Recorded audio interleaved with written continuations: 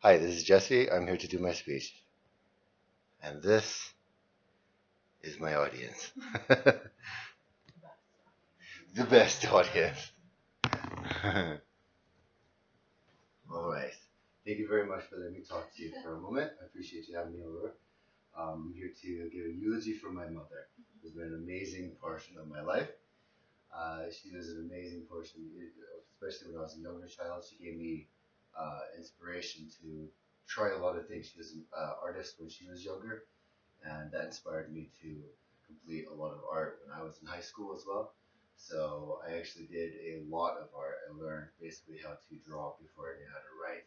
So I did that for a good portion of my earlier years, and in high school and everything coming in, I did a lot of art, and she encouraged me to enter into a great deal of contests, and it was a lot of fun because it just sort of came naturally for me, and it was a lot of interesting competition and things like that. I got to learn that sort of thing the more difficult way as a young kid, and it was interesting though because I usually took first place, so it made me a little arrogant, I think, about my art as well. So it was to build a good confidence level, I guess, and so I did a lot of good things like that. And then in high school, we did a lot of things with art.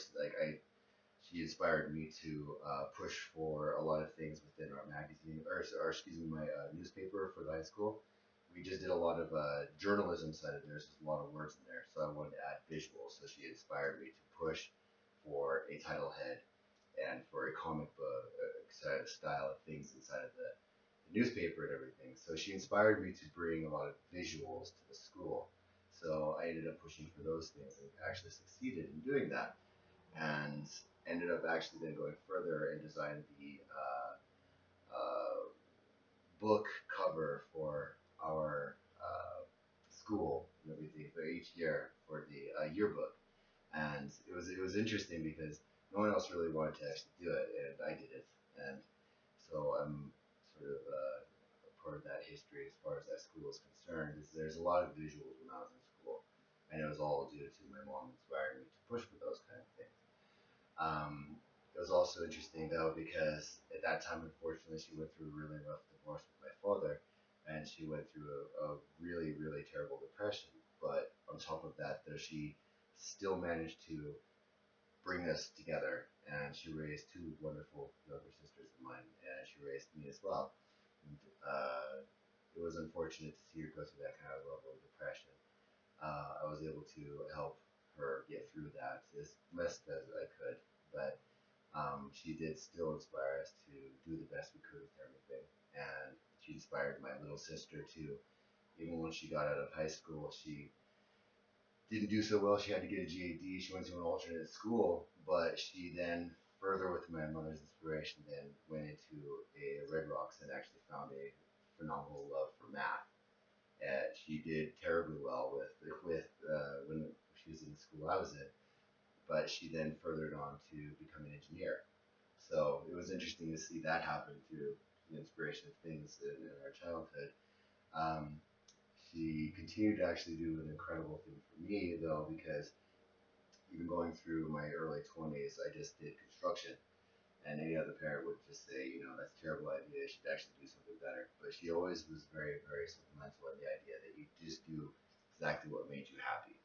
And it was wonderful because I went through a depression, my own through a breakup at that one point, but she always made sure that I was okay. She got me groceries. She made sure that my bills were paid. She just made sure that everything was right in my life, and she continued to do that when I turned 27, and that's when I actually started to have the incredible migraines and everything that I just associated with this pain. But she, being a part of the medical industry, ended up talking to me further as far as like what is truly wrong with you. And she talked with her colleagues, and then they got her to drag me into a hospital.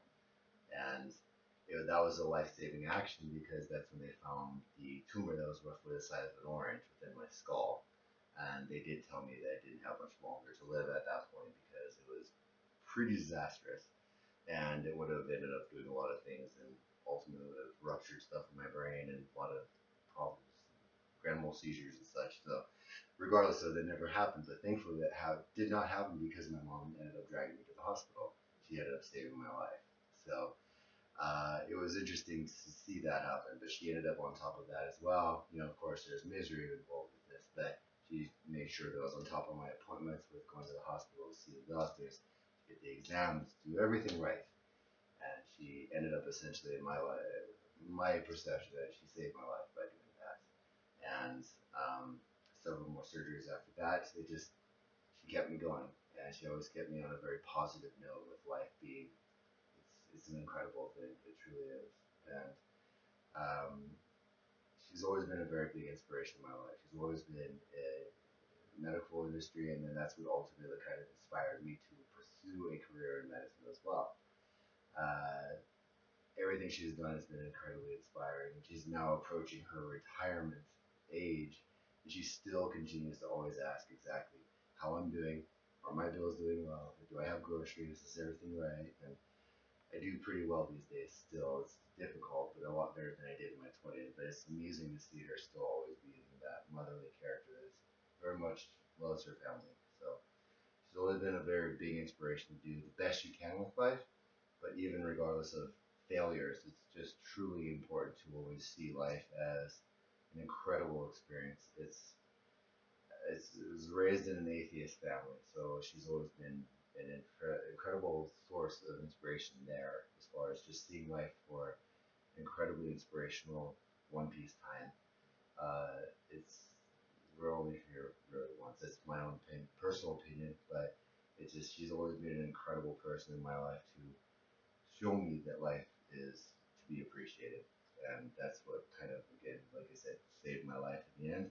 But it also inspires me further, even while I still go with cancer and chemo and all my treatments, to never mind the idea that that's happening. You know, it's still you need to push to make yourself happy and to do the things you love and to go for the things that you truly do want in life. So she always never ends in inspiring me to do the best things in my life and always appreciate the things that I do have, the friends that I do keep, and all the good things that keep my life in an incredible place. So she's an incredible woman.